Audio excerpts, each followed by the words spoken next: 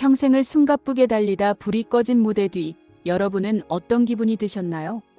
저는 무려 43년이라는 긴 시간 동안 오직 국가와 민족을 지키겠다는 일념 하나로 군복을 입고 살아온 사람입니다.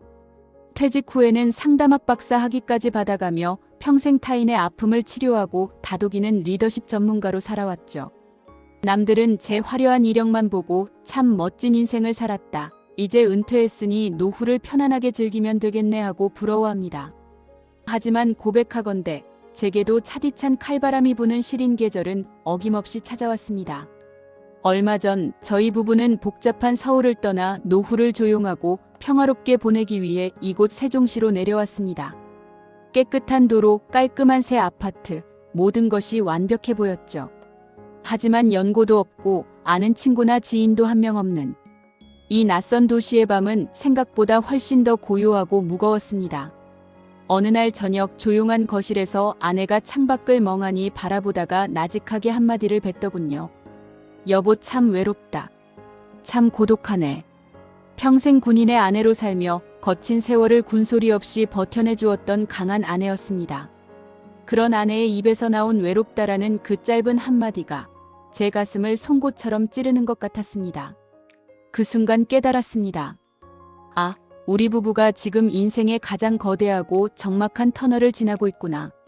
오늘 이야기는 그 지독한 적막함 속에서 저희 부부가 손을 맞잡고 써내려간 고독에 관한 기록입니다.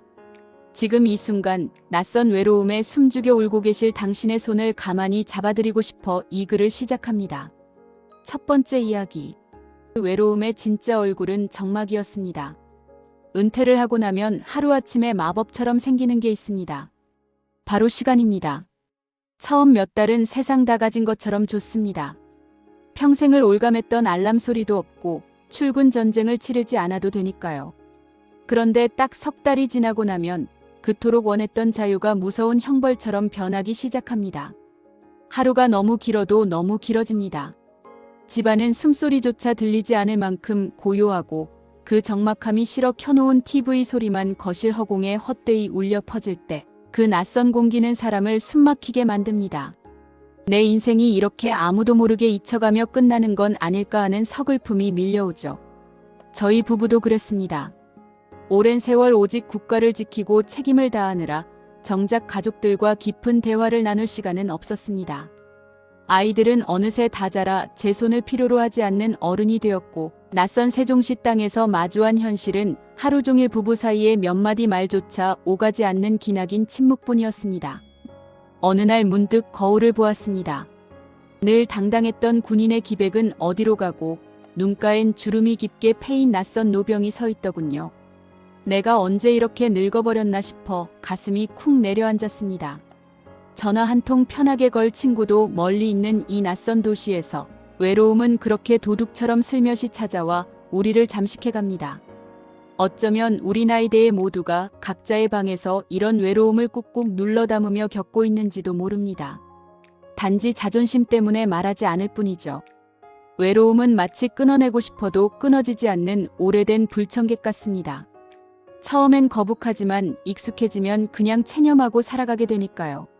하지만 저는 상담학 박사로서 그리고 한 여자의 남편으로서 이 외로움에게 무릎 꿇고 싶지 않았습니다.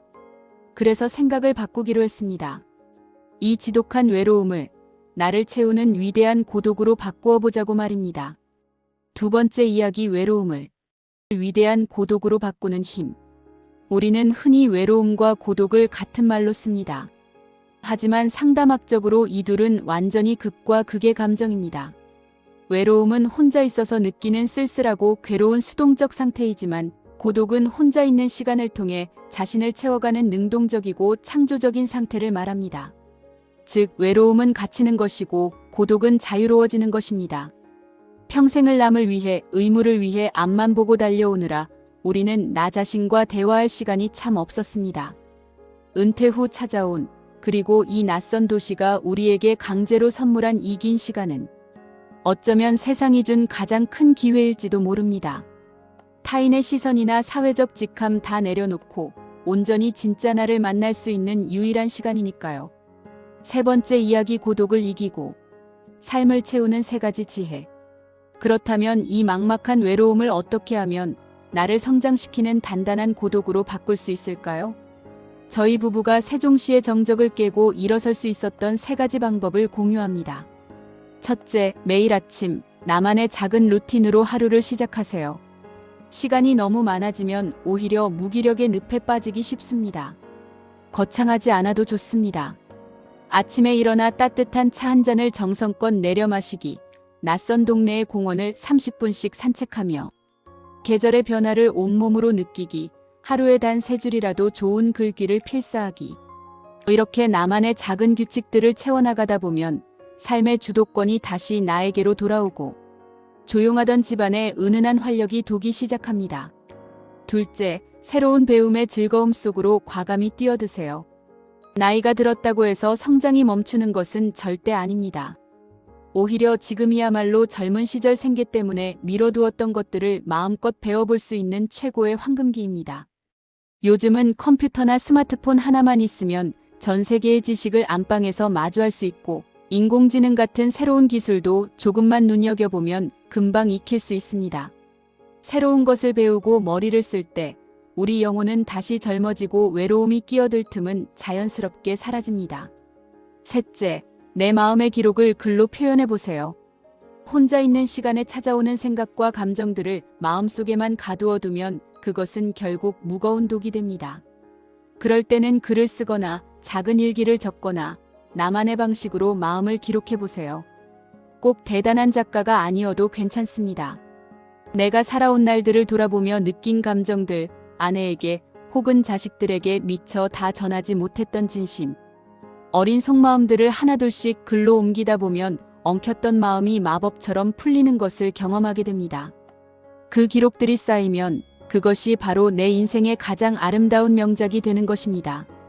겨울 내내 단단하게 얼어붙었던 강물이 녹아내릴 때 강가에서는 쩍쩍하며 살이 찢어지는 듯한 서글픈 소리가 납니다. 하지만 그것은 아픔이 아니라 찬란한 봄을 맞이하기 위해 얼음옷을 벗어던지는 축제의 소리입니다. 지금 여러분이 느끼는 그 외로움과 적막함은 여러분의 인생이 시들어버려서가 아닙니다. 오롯이 나라는 존재로 깊어지고 내면의 진짜 봄을 피워내기 위해 잠시 숨을 고르는 시간일 뿐입니다. 낯선 도시에 홀로 남겨진 것 같은 그 시간을 두려워하지 마세요.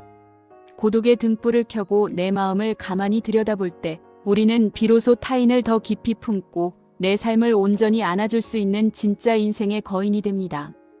오늘 밤에는 거울 속의 나에게, 그리고 곁에서 묵묵히 자리를 지켜주는 소중한 배우자에게 마음을 담은 따뜻한 말 한마디를 건네보시는 건 어떨까요? 그동안 참 애썼다고 말이죠. 여러분의 고독이 외로움이 아닌 눈부신 성장의 시간이 되기를 진심으로 응원합니다.